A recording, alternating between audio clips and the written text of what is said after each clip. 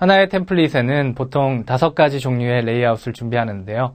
메인, 목차, 간지, 본문, 엔딩 슬라이드로 나눌 수 있습니다. 첫 번째 타이틀 슬라이드입니다. 문서의 시작에서 가장 중요한 첫 페이지가 바로 타이틀 슬라이드입니다. 메인 타이틀을 작성할 때는 직관적인 문체와 함께 부제, 즉 서브 타이틀도 함께 고민하는 것이 좋습니다. 예를 들어 2020년 파파타 팩토리 사업계획서라는 메인 타이틀에 즐겁게 꿈꾸는 미래라는 서브 타이틀로 메시지를 더욱 보강하면 완성도를 높일 수 있습니다. 타이틀 이외에 문서 작성은 누가 했는지, 개인이라면 작성자의 이름을, 회사나 프로젝트 팀이라면 회사명이나 로고, 팀명 등이 포함될 수 있겠죠. 그리고 문서 작성일은 언제인지 표기하는 것도 중요합니다. 작성한 사람의 저작권을 보호하기 위해 저작권 보호 문구를 넣는 것도 필요하겠습니다. 또 홈페이지나 블로그 주소, SNS 계정 등의 URL을 표시하는 것도 메인 페이지를 구성하는 데 필요한 요소입니다. 정리하자면 메인 타이틀, 서브 타이틀, 로고, 날짜, 저작권 표시, URL 이렇게 6가지 요소만 있으면 타이틀 슬라이드를 구성할 수 있습니다. 둘째, 목차 슬라이드입니다.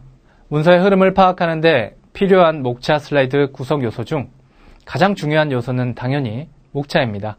한글로 목차, 차례, 순서라고 표기하거나 영문으로 인덱스, 콘텐츠 등으로 표기합니다. 목차에서 순서를 구분하는 방법으로는 1, 2, 3과 같은 아라비아 숫자나 1, 2, 3와 같은 로마자로 표현하는 것이 일반적이고요.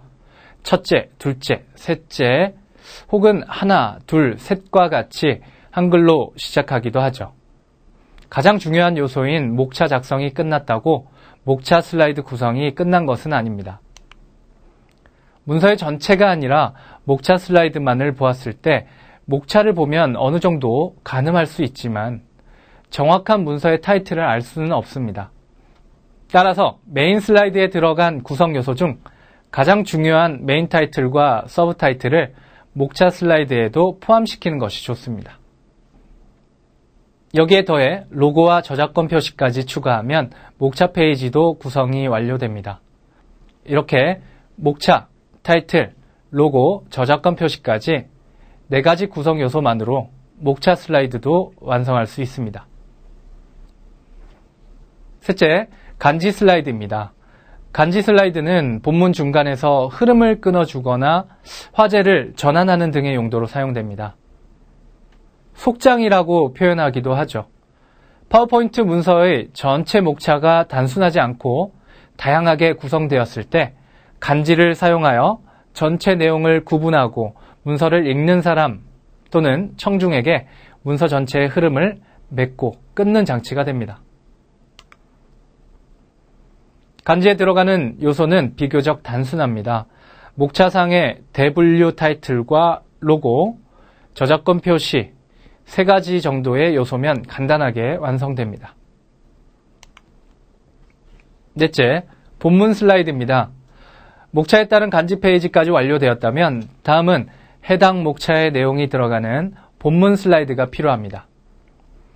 본문 슬라이드에는 문서의 타이틀과 서브 타이틀, 해당 본문의 목차 타이틀, 로고, 저작권 표시, 대표되는 기본 요소를 포함하고 가장 중요한 전달할 메시지를 입력합니다.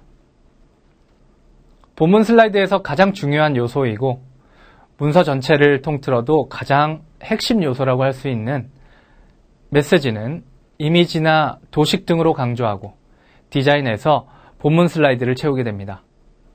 단, 메시지를 강조하려고 지나치게 화려하거나 복잡해지지 않도록 주의해야 합니다. 마지막으로 감사합니다, 땡큐 등의 맺은 말을 입력할 페이지입니다. 문서를 마무리하는 장표를 소홀히 해서는 안 되는데요. 해당 문서를 끝까지 보거나 들은 것에 대한 감사 인사와 함께 가장 중요한 핵심 메시지 하나를 곁들이는 것도 방법입니다. 그리고 문서의 타이틀과 로고, 저작권 표시까지 추가해서 엔딩 슬라이드를 완성합니다. 이렇게 5가지 슬라이드를 템플릿으로 기본 구성하면 본격적인 디자인에 들어가게 됩니다. 템플릿에서 메인, 목차, 엔딩 페이지 세 가지는 더 이상 손댈 필요가 없겠지만 간지와 본문 페이지는 준비한 스퀘어 맵에 따라 내용을 추가하고 디자인하면서 진행합니다.